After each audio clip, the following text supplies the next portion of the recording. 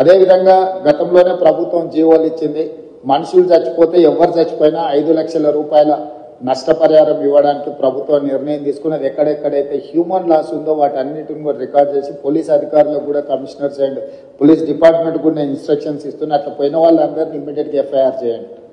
కొన్నిసార్లు ఆలస్యంగా వస్తారు, వాళ్ళు ఒకసారి ఫీల్డ్ వెరిఫికేషన్ చేసి ఎఫ్ఐఆర్లు కడితే రేపు ఇందులో వాళ్ళకి నష్టపరిహారం ఇవ్వాలంటే కూడా ఇవన్నీ అవసరం.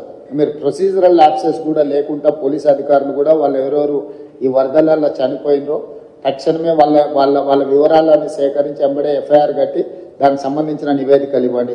అదేవిధంగా పశు సంపద, ముఖ్యంగా మేకలు కానీ పశువులు కానీ, మేకలు ఇవి చచ్చిపోతే 5,000, ఆవులు బర్రెలు ఈ పెద్దవి ఏవైనా చచ్చిపోతే మనం 50,000 రూపాయలు ఇస్తున్నాం అంతేనారు.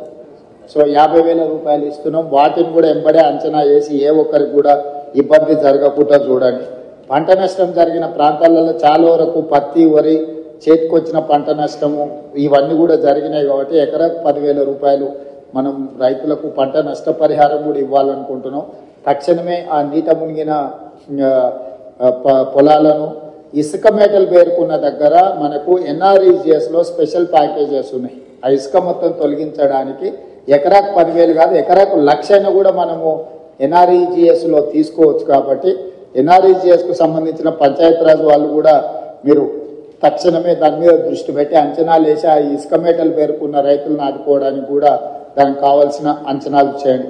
అదేవిధంగా ఇంట్లో మునిగిన వాళ్ళు, ఇంట్లో పోయిన వాళ్ళకు ప్రతి ఇంటికి మీరు అంచనా వేసి 15,000 రూపాయలు నష్టపరిహారం వాళ్ళకి ఇవ్వండి. అంటే ఇళ్ళకి నీళ్ళు వచ్చి వస్తువులు తడిచిపోయిన వాళ్ళకు ఏమి ఇచ్చినా మనం సహాయం చేయలేం, కానీ కనీసం అట్లా పోయిన వాళ్ళకు ప్రతి ఇంటికి ఒక 15,000 రూపాయలు ఇవ్వడానికి అవసరమైన సహాయక చర్యలు చేపట్టండి.